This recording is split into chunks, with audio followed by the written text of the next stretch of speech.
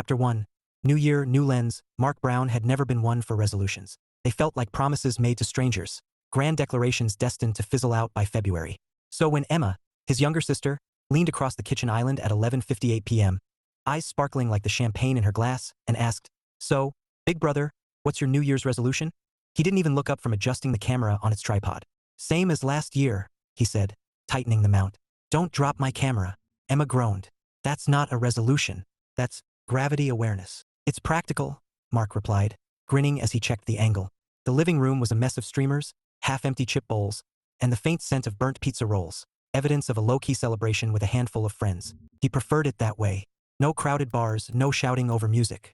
Just laughter, bad snacks, and the occasional photo op. Emma hopped off the stool, her sequin top catching the light. "You're 31, Mark. 31. You can't keep coasting through life like a guy who owns his own business, pays his bills, and has a killer collection of vintage lenses." He raised a brow. "Sounds like coasting is working out fine." She rolled her eyes. "You know what I mean. You're romantically retired." Mark laughed, the sound warm and easy. "Retired? I didn't even know I applied for the job." "You didn't?" Emma shot back, grabbing a noisemaker. "That's the problem." Before he could respond, the countdown began. 10 voices shouting numbers in unison. Mark stepped back, framing the group in his viewfinder. Emma squeezed in beside him, grinning like a kid. At 1, the room erupted in cheers. Confetti cannons popped, and someone, probably Jake, set off a sparkler indoors. "Happy New Year," Emma shouted, hugging him tight. Mark hugged back, careful not to knock over the tripod. "Happy New Year," he echoed, smiling despite himself. He snapped a photo just as a rogue sparkler fizzled onto the rug. Jake cursed, Emma laughed, and Mark thought, "Yep, perfectly imperfect." The night wore on with laughter and light teasing. Emma kept circling back to the topic of love like a determined bee. "So, seriously," she said later, perched on the arm of the couch. "No plans to date this year?" "None." Mark shrugged, sipping his soda. "Why fix something that isn't broken?" Emma tilted her head. "Maybe it's not broken. Maybe it's underdeveloped." He chuckled. "Photography jokes? Really? Hey, I learned from the best." She nudged him. "Just promise me you'll keep an open mind." Mark didn't answer right away. He glanced at his camera, at the frozen smiles on the screen. Life was good, steady, predictable. He liked it that way. But Emma's words lingered like the faint hum of a shutter click. Chapter 2. The unexpected client. The first Monday of the year was supposed to be quiet. Mark had planned to spend the morning editing photos from a holiday shoot, maybe reorganize his prop closet, and, if ambition struck, finally fix the squeaky hinge on the studio door. Nothing dramatic, just the kind of calm start he liked. Instead, at 9:07 a.m., the studio door swung open with a force that rattled the bell above it. "Hello?" a voice called, bright and slightly breathless. Mark looked up from his computer, startled. The woman in the doorway was juggling a tote bag, a coat, and what appeared to be a rogue scarf determined to strangle her. She was tall, with chestnut hair escaping a messy bun, and cheeks flushed from the cold. Hi," Mark said, standing. "Can I help you?" She wrestled the scarf free and smiled, the kind of smile that felt like a sudden burst of sunlight. "I hope so. I need family portraits. Soon.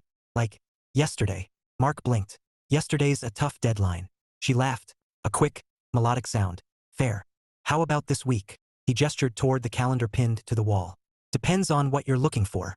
"Something fun," she said, stepping inside. "Not stiff or awkward.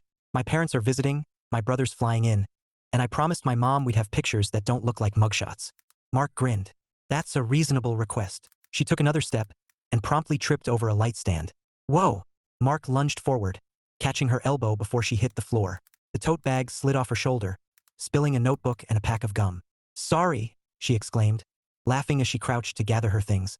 "I swear I'm usually coordinated." "Usually?" Mark teased, handing her the notebook. She shot him a mock glare. "Don't judge me on a Monday." "Fair enough," he said, smiling despite himself. "I'm Mark, by the way." "Lily," she replied, tucking the gum back into her bag. "Lily Carter." The name settled in his mind like a bookmark. "Nice to meet you, Lily. Let's talk details." They moved to the consultation table, a cozy corner with sample albums and a coffee machine humming softly. Lily spoke with animated gestures, describing her family. A mom who loved themed sweaters, a dad who cracked terrible puns, and a brother who treated sarcasm like an art form. "I just want something that feels us," she said, eyes bright. "Not the fake smiles and matching khakis." Mark chuckled. "No khakis. Got it. And maybe something outdoorsy?" she added. "If the weather cooperates." He glanced out the window at the gray sky. "January in North Carolina is a gamble." "I like a challenge," she said, grinning. Mark found himself smiling back. There was something about her energy, warm, unfiltered, that made the studio feel less like a workspace and more like, well, something else. He shook the thought away. She was a client. That was all. As they finalized the date, Lily wandered toward a display of framed prints. "These are gorgeous," she said, tracing the edge of a photo with her finger. "You really capture people." "Comes with the job," Mark replied, powering up his booking software. "And a lot of patience," she laughed. "Patience I have. Coordination? Not so much." Mark smirked. "I'll keep the light stands out of your path." "Appreciated," she said, slinging her tote over her shoulder. "So, Thursday at 2. Works for me," he said, entering the details. "I'll email you the prep guide." "Perfect." She paused at the door, scarf already plotting another escape. "Thanks, Mark. You're a lifesaver." "Just doing my job," he said lightly. But when the door closed behind her, Mark realized his morning had gone from quiet to interesting. And for reasons he couldn't quite name, he didn't mind. Chapter 3. The Sisters Scheme. Emma Brown had always considered herself a creative strategist. Not in the corporate sense, she'd never written a business plan in her life, but in the art of meddling. And tonight, as she sprawled across her couch scrolling through Instagram, she hatched what she believed was her most brilliant plan yet. Mark needed a push, a nudge, a gentle shove into the world of romance before he turned into one of those guys who names his houseplants and calls them companions. She loved her brother, but his idea of excitement was buying a new camera strap. That had to change. Her phone buzzed with a notification. A new follower, Lily Carter. Emma grinned. Perfect timing. The connection had been easy. After Mark's consultation with Lily, Emma had spotted her name on the studio's booking calendar when she dropped by to borrow a tripod. Curiosity led to a quick search, which led to Lily's vibrant profile, photos of hiking trails, latte art, and a dog wearing sunglasses. Emma hit follow, and within minutes, Lily followed back. Emma wasted no time sliding into Lily's DMs. "Emma, hey, I think you're working with my brother soon." Lily, "Oh, Mark? Yep, Thursday. He's great." Emma, "He is great, and tragically single." Lily, "That's good to know." Emma, "Don't worry, I'm not setting you up." "Okay, maybe a little." Lily responded with laughing emojis and a playful, "I'm intrigued." Emma took that as a green light. By Wednesday evening, Emma had orchestrated a casual group outing under the guise of trivia night at O'Malley's. She invited Lily, Mark, and a handful of friends. Mark, predictably, was suspicious. "Why trivia?" he asked when Emma called. "You hate trivia." "I don't hate trivia," Emma said, feigning innocence. "I hate losing." "You always lose." "Not tonight," she declared. "Tonight, I have a secret weapon." Mark snorted. "Jake? He thinks the capital of France is Paris Hilton." Emma grinned. "Not Jake. Just trust me." Mark sighed. "Fine. But if this is one of your schemes..." "It's not," she lied cheerfully. "See you at 7. Trivia night was already buzzing when Mark walked in, camera bag slung over his shoulder out of habit. He spotted Emma waving from a corner booth, surrounded by friends, and Lily, laughing at something Jake said. Mark froze for half a second. Lily looked different tonight. Hair down, a soft sweater instead of a coat, and that same bright energy that seemed to light up the room. She noticed him and smiled, warm and easy. "Mark, hey," she called, scooting over to make space. "Hey," he said, sliding into the booth. "Didn't know you were a trivia fan." "I'm not," Lily admitted with a grin. Emma promised snacks. Emma shot him a look that said, "Don't ruin this for me." Mark ignored it. The first round was general knowledge. Lily nailed a question about classic literature, earning cheers from the table. "Impressive," Mark said, leaning back. "I didn't peg you for a bookworm." "I contain multitudes," Lily replied, eyes twinkling. "Ask me about Shakespeare or dog memes. I'm your girl." Mark laughed. "That's a niche skill set. Better than knowing every camera model since 1998, she teased. "Hey," he said, mock offended. "That's valuable knowledge." "Sure," she said, smirking. "If I ever need to identify a lens in the wild, you're my guy." Emma watched their banter with barely concealed glee. Operation Spark is officially underway, she thought. By the third round, the team was in second place, fueled by nachos and Lily's uncanny ability to guess obscure movie quotes. Mark found himself enjoying the night more than he expected. Not because of trivia, but because of Lily's laugh, the way she scrunched her nose when thinking, the playful jabs that made him forget the clock. When the final question stumped everyone, Lily leaned close, whispering her guess. Mark caught the faint scent of vanilla and something crisp, like winter air. He wrote it down without hesitation. They won. The table erupted in cheers, and Lily high-fived him, her hand warm against his. "Told you snacks were worth it," she said, grinning. Mark smiled back, a thought flickering in his mind like a camera flash. Maybe Emma was right about unexpected things being better. Chapter 4. Trivia and Tension. Mark wasn't sure what surprised him more. that their team had actually won trivia night, or that he'd spent 2 hours laughing without once thinking about shutter speeds or ISO settings. It was nice, unexpected, and maybe a little unsettling. As the group spilled out of O'Malley's into the crisp January night, Emma looped her arm through his. See? Fun. Admit it. Mark smirked. It was fine. Fine. Emma scoffed. You were smiling like a kid at a candy store. I like candy, he said deadpan. Emma rolled her eyes. You like Lily. Mark stopped short. What? Don't play dumb, she said, grinning. You two were practically flirting over movie quotes. That wasn't flirting, Mark said, adjusting his jacket. That was competitive banter. Emma gave him a look that could melt steel. Sure, Mark. Keep telling yourself that. Lily approached then, her scarf trailing like a comet. Hey, thanks for letting me crash your trivia night, she said, her breath puffing in the cold. I had a blast. Glad you came, Mark replied, and meant it. Emma, ever the opportunist, jumped in. We do this every Wednesday. You should join us. Lily smiled. Tempting, though I might need to brush up on my random facts. You carried the team, Mark said. I'm pretty sure Jake thought the capital of Canada was C. Jake, overhearing, raised a hand. In my defense, it was a trick question. It wasn't, Lily said, laughing. Mark found himself laughing too, the sound warm against the chill. For a moment, he forgot Emma's scheming and just enjoyed the easy rhythm of conversation. When Lily finally said goodbye, Mark watched her walk toward her car, scarf fluttering like a flag of victory. Emma elbowed him. You're staring. I'm not, he said quickly. You are, she sang, skipping ahead. And it's adorable. Mark groaned. Emma, relax, she said, grinning over her shoulder. I'm not saying you need to propose. Just, maybe stop acting like romance is a broken lens. Mark didn't answer. He wasn't sure he could. Because for the first time in a long time, he wondered if Emma was right. Mark had prepped the studio meticulously. Lights adjusted, props arranged, even a playlist cued with upbeat tracks. He told himself it was for professionalism, not because Lily was coming. Definitely not that. When she arrived, bundled in a navy coat and carrying a box of matching mugs, family tradition, she explained. Mark felt that same flicker of something he couldn't name. Ready to make magic? Lily asked, stepping inside. Always, Mark said, and hoped his voice sounded steadier than he felt. The shoot was chaos in the best way. Lily's parents cracked jokes, her brother photobombed every other frame, and Lily herself laughed so hard during one pose that Mark had to pause to wipe tears from his own eyes. Sorry, she said between giggles. We're a lot. You're great, Mark said, adjusting the lens. Real smiles beat fake ones any day. She grinned, cheeks flushed. Glad you think so. And just like that, the thought returned, bright and insistent. Maybe Emma was right about unexpected things being better. Chapter 5. A photo finish. Mark prided himself on punctuality, but Thursday afternoon had him pacing the studio like a man waiting for a verdict. The shoot with Lily's family had gone better than he expected. Chaotic?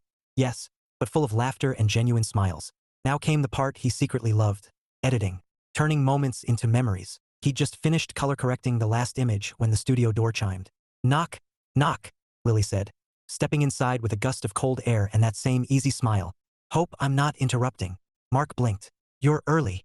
Guilty, she said, shrugging off her coat. I was in the neighborhood and thought I'd swing by. Curiosity got the better of me. About the photos? He asked, gesturing toward the monitor. About whether my brother managed to look normal in at least one, she teased. Mark chuckled. Define normal. Not making finger guns, Lily said, pulling up a chair. Mark clicked through the gallery, and Lily leaned in, her shoulder brushing his. He tried not to notice the warmth. These are amazing, she said, eyes bright. You made us look happy. You were happy, Mark replied. I just captured it. She glanced at him, something soft flickering in her expression. You're good at this. Comes with practice, he said lightly. Though her words lingered like a compliment he didn't want to shake off. While the files exported, Mark offered coffee. Lily accepted, and soon they were perched at the consultation table, mugs steaming between them. So, Lily said, stirring her drink, how'd you get into photography? Please tell me it's a dramatic origin story. Mark smiled. Sorry to disappoint. No lightning bolts or secret prophecies. Just a high school kid who liked freezing time. Freezing time, Lily repeated, tilting her head. That's poetic, he shrugged. Or nerdy. Poetic, she insisted, grinning. You strike me as someone who likes things steady. Mark raised a brow. Is that a bad thing? Not at all, she said. Just interesting. He sipped his coffee, wondering why her words felt like a gentle nudge against something he'd kept locked away. Before he could respond, his phone buzzed. A text from Emma. Don't blow this. She's cute. Mark groaned inwardly and slid the phone face down. They talked for another hour about books, music, and Lily's dog, who apparently had more Instagram followers than most influencers. The conversation flowed like water, easy and unforced, until Lily glanced at the clock. Wow, she said, standing. I didn't mean to hijack your afternoon. You didn't, Mark said quickly. It was nice. She smiled, scarf already plotting another escape. See you soon. Definitely, he said, and meant it. When the door closed behind her, Mark stared at the empty coffee mug, Emma's text still glowing on his phone. For the first time in years, he felt something shift, like a lens adjusting, bringing the world into sharper focus. And he wasn't sure if that scared him or thrilled him. Chapter 6. The Awkward Invite. Mark had just finished adjusting the lighting for a newborn shoot when his phone buzzed. He glanced at the screen, expecting Emma's usual barrage of memes. Instead, it was a text from Lily. Lily, hey, random question. Are you free Saturday night? Mark stared at the message like it had sprouted wings. Saturday night. Free. He was free, technically. But why was Lily asking? He typed back slowly. Mark, depends. What's up? Her reply came almost instantly. Lily, there's a charity event at the community center. Silent auction, live music, awkward small talk. Thought you might want to escape the awkward part with me. Mark blinked. An invite. From Lily. His brain scrambled for a response that didn't sound like a middle schooler writing his first note. Mark, sounds fun? He winced at the question mark but hit send anyway. Seconds later, Lily, great. I'll pick you up at 7. Mark stared at the screen, heart thudding like a bass drum. Pick him up? Did that mean? No, it was probably just convenience. Still, he felt a ridiculous surge of adrenaline, like he'd just agreed to skydiving. That evening, Emma dropped by the studio under the guise of borrowing a backdrop. She spotted Mark staring at his phone and grinned like a cat who'd found cream. What's that look? She asked, leaning against the counter. Nothing, Mark said too quickly. Emma snatched the phone before he could stop her. Lily, charity event. Saturday. Oh my God, Mark, you have a date. It's not a date, he said, reclaiming his phone. It's an event. Emma smirked. An event where she picks you up, you dress nice, and there's music? Yeah, totally platonic. Mark groaned. Emma, relax, she said, patting his arm. Just don't wear that tragic plaid shirt you love. What's wrong with plaid? He asked, genuinely offended. Nothing, Emma said sweetly. If you're a lumberjack. Saturday arrived faster than Mark expected. He spent an embarrassing amount of time debating outfits before settling on a navy button-down and dark jeans. Safe, but not boring. When Lily pulled up in a sleek silver sedan, Mark felt like he'd stepped into a rom-com montage. You clean up nice, she said as he slid into the passenger seat. You too, he replied, and meant it. Her dress was simple but elegant, paired with boots that somehow made the whole look effortlessly cool. Ready for awkward small talk? She teased, pulling onto the road. Born ready, Mark said, though his pulse suggested otherwise. The community center was buzzing with chatter and the faint strains of a jazz trio.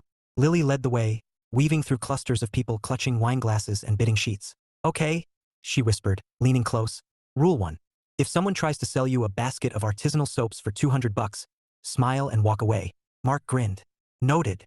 Rule 2, she continued, eyes twinkling. If I start talking about my imaginary pet iguana, it means I need rescuing. Mark laughed. I'll keep an ear out for reptiles. They made their way to the silent auction table, where Lily pretended to debate bidding on a set of gourmet jams. Do I look like someone who eats fig preserves? She asked. Absolutely, Mark said solemnly. You strike me as a fig enthusiast. She laughed, the sound warm and bright. You're ridiculous. And you're stalling, he teased. Afraid of commitment? Only to overpriced condiments, she said, grinning. As the night unfolded, Mark found himself relaxing. They joked about the auction items, shared stories about childhood pets, and even endured a painfully awkward conversation with a man who insisted on explaining cryptocurrency for 20 minutes. Lily leaned close during that one, whispering, Iguana, iguana now, and Mark swooped in like a hero, claiming they had to check on their bid for a rare cactus. By the time the jazz trio started a slow number, Mark realized something startling. He didn't want the night to end. Chapter 7. Charity Chaos. Mark had never considered himself a dancer. His idea of rhythm was the steady click of a camera shutter, not the sway of bodies under soft jazz. Yet here he was, standing on a polished floor with Lily tugging him toward the center like it was the most natural thing in the world. Relax, she said, grinning as she placed his hand on her waist. It's just a waltz. 3 steps. Easy. Easy for you, Mark muttered, trying not to step on her boots. I photograph dances. I don't participate. Tonight you do, Lily teased, guiding him into motion. Besides, if you mess up, I'll just blame the wine. Mark chuckled, though his pulse was doing somersaults. The music flowed around them, smooth and slow, and for a moment he forgot about awkwardness, forgot about Emma's relentless teasing, forgot about everything except Lily's laugh and the way her eyes crinkled when she smiled. You're not terrible, she said after a minute, sounding almost surprised. High praise. Mark replied, grinning. Don't let it go to your head, she said, spinning lightly. You still owe me for rescuing me from Crypto Guy. Mark laughed. I think pretending to bid on a cactus counts as heroism. True, Lily said, her voice warm. You're officially my favorite fake plant enthusiast.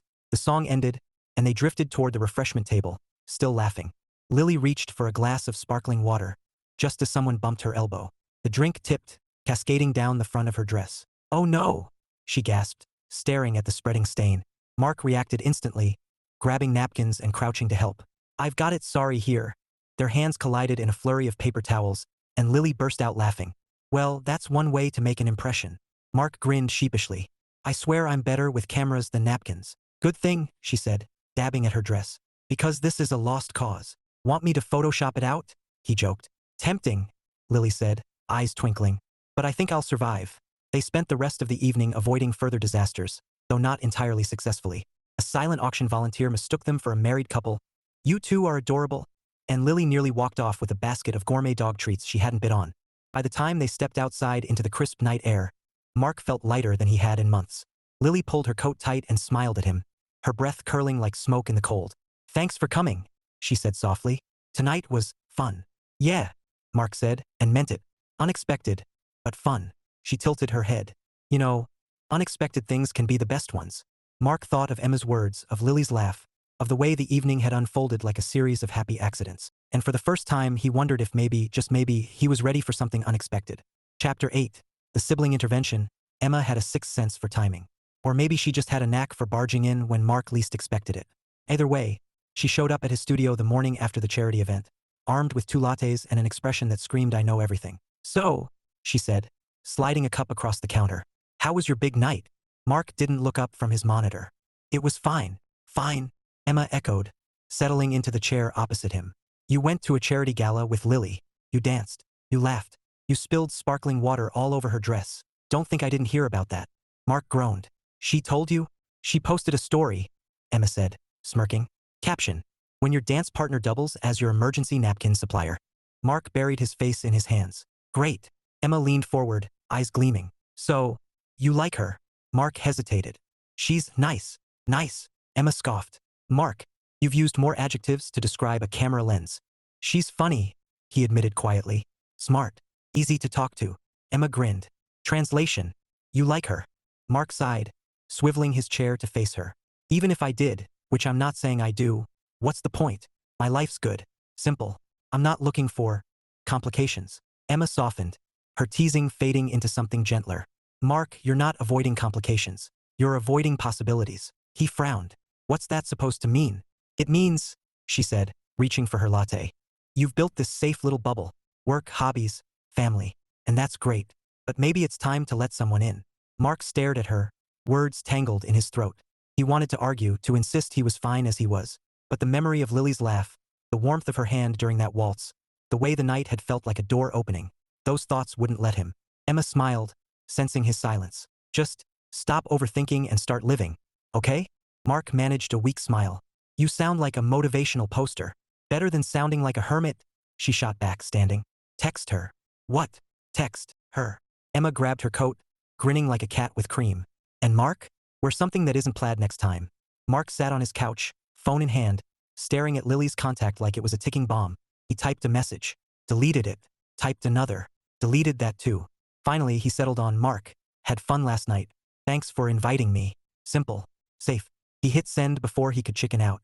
Seconds later, her reply lit up the screen. Lily, me too. Next time, I'm teaching you how to salsa. Mark stared at the message, a slow smile spreading across his face. Next time. 2 words that felt like a promise and maybe, just maybe, a possibility. Chapter 9. The turning point. Saturday afternoon brought rain. The kind that drummed softly against windows and turned the streets into glistening ribbons. Mark sat in his studio, editing a batch of wedding photos, but his mind wasn't on exposure or color balance. It was on Lily, on her text, on those 2 words that had been looping in his head since Thursday. Next time. He didn't know what next time meant exactly, but he knew he wanted it. And that realization was both exhilarating and terrifying. The doorbell chimed, pulling him from his thoughts. He looked up and froze. Lily stood in the doorway, raincoat dripping, hair damp from the drizzle. She held a paper bag in one hand and wore a sheepish smile. Hope I'm not interrupting, she said. I brought bribes. Mark blinked. Bribes? Coffee and muffins, she said, lifting the bag. Figured you could use a break. Mark grinned, warmth blooming in his chest. You didn't have to. I wanted to, Lily said simply, stepping inside. Besides, I was in the neighborhood. Mark suspected that was only half true, but he didn't press. Instead, he cleared a space on the counter and gestured for her to sit. They settled with steaming cups and blueberry muffins, the rain tapping a steady rhythm against the windows. For a while, they talked about easy things. Her dog's latest antics, his most chaotic photo shoot, involving a toddler, a cake, and a very determined cat. The laughter came easily, like it always did with her. Then, somewhere between bites of muffin and sips of coffee, the conversation shifted. So, Lily said, tilting her head, why photography? Mark smiled faintly. Because it freezes time. Because it takes something fleeting and makes it last. That's beautiful, Lily said softly. But, is that why you like your life so steady? So, frozen? Mark blinked, caught off guard. What do you mean? She shrugged, eyes gentle.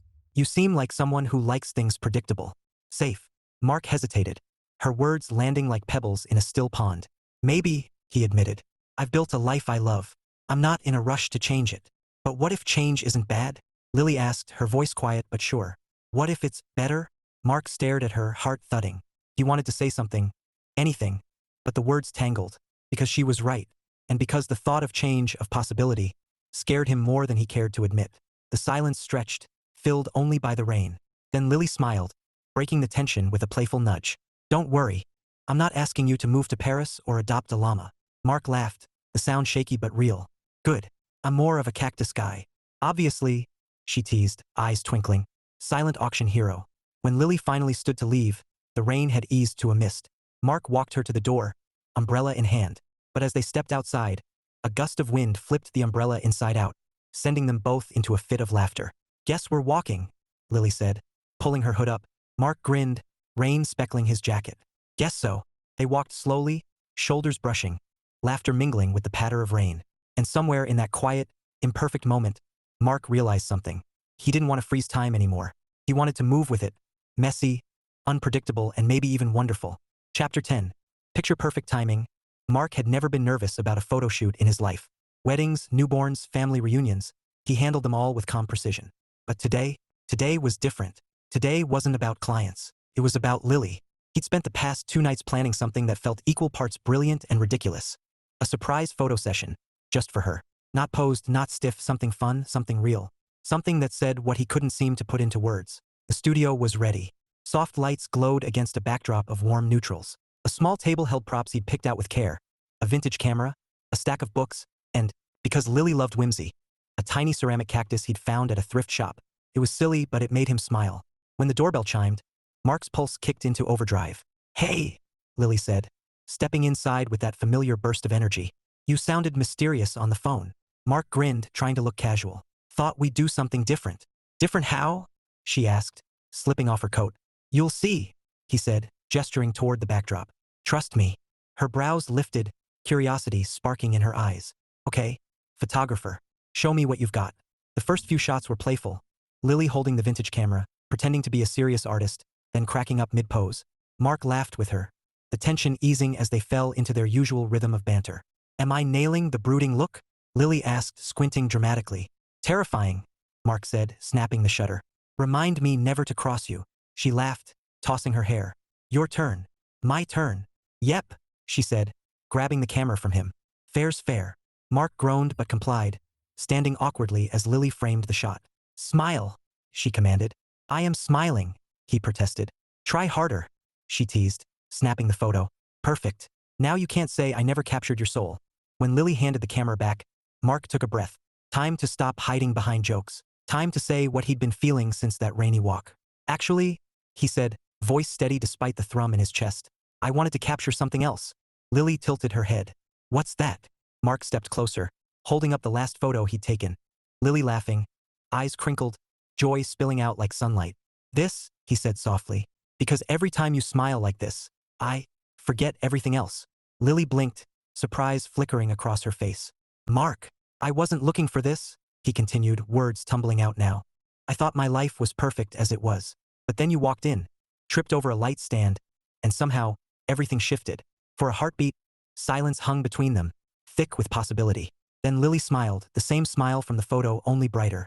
You know, she said, voice warm. I wasn't looking either. Mark's breath caught. But, Lily said, stepping closer. I'm glad I found it. He laughed then, a shaky, disbelieving sound, and Lily laughed too.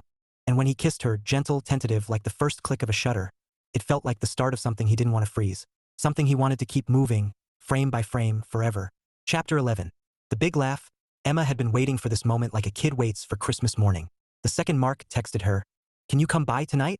Bring snacks." She knew something monumental had happened, and when she walked into his apartment and saw Lily perched on the couch, laughing at one of Mark's terrible jokes, Emma nearly burst into applause. Well, Emma said, dropping a bag of chips on the coffee table. Look who finally joined the 21st century. Mark groaned. Emma? No, she said, waving a hand dramatically. Don't ruin this for me. I've been manifesting this since trivia night. Lily laughed, cheeks pink. I feel like I should thank you? You should, Emma said, plopping down beside her. I'm basically Cupid with better hair. Mark rolled his eyes. Subtlety is not your strong suit. Neither is plaid. Emma shot back, grinning. But look at you now, navy button-down, smiling like a rom-com lead. I'm proud. Mark shook his head, but he was smiling too. He couldn't help it. The room felt lighter, brighter, like someone had opened a window and let the world in. Soon, the rest of their friends arrived, turning the evening into an impromptu celebration. Jake brought pizza. Someone queued up a playlist, and before long, the living room was buzzing with laughter and teasing. So, Jake said, raising a slice in salute. Mark and Lily, huh? Didn't see that coming.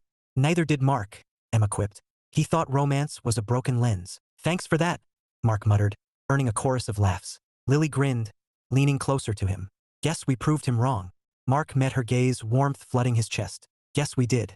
The night rolled on with jokes and stories, but one moment stood out. A toast, courtesy of Emma, who stood on the coffee table like a queen addressing her court. To unexpected things, she declared, lifting her soda. To love sneaking up on you when you're too busy alphabetizing camera lenses. And to my brother, who finally stopped acting like a hermit. Everyone cheered, glasses clinking, laughter spilling into the air. Mark raised his own glass, smiling at Lily, who smiled back like the toast was theirs alone. And in that moment, Mark realized something simple and profound. Life wasn't about freezing time. It was about living it. Messy, unpredictable, and full of laughter. Chapter 12. Focused on forever, 3 months later, the studio looked different. Not in the way of new furniture or fresh paint, but in the way that mattered most. Felt lived in, felt shared. Mark sat at his desk, editing a set of spring portraits, while Lily perched on the couch with her laptop, scrolling through travel blogs. A half-empty coffee pot hummed in the corner, and the faint scent of cinnamon muffins lingered from breakfast. It was domestic in the smallest, sweetest ways, and Mark couldn't stop smiling. Okay, Lily said, breaking his concentration. Hear me out, road trip, Asheville. Mountains, quirky coffee shops, dog-friendly trails. Mark glanced up, grinning. You're planning this for you or for your dog? Both, Lily said, eyes twinkling. But mostly for you. You need fresh air. I get fresh air, Mark protested. I shoot outdoor sessions. Standing in a park for 20 minutes doesn't count, she said, tossing him a playful look. Come on, photographer. Live a little. Mark laughed, shaking his head. You sound like Emma. Emma's wise, Lily said, smirking. And speaking of Emma, she texted me this morning. Mark groaned. What now? She wants credit for being the architect of our love story, Lily said, reading from her phone. Operation Spark, patent pending. Mark buried his face in his hands. I'm never living that down. Probably not, Lily said, laughing. But hey, she's not wrong. Mark looked at her then, really looked, and felt that familiar click in his chest, like a lens locking into perfect focus. No, he said softly. She's not, Lily smiled, setting her laptop aside. So, Asheville? Mark pretended to think, tapping his chin. Only if we bring the cactus. The ceramic one? Lily asked, laughing. Silent auction hero, Mark said with a grin. She shook her head, laughing harder now, and crossed the room to kiss him. Quick, warm, and full of promise. And in that moment, Mark realized something simple and undeniable. Life wasn't about freezing time. It was about moving with it, frame by frame, messy and beautiful and absolutely worth capturing.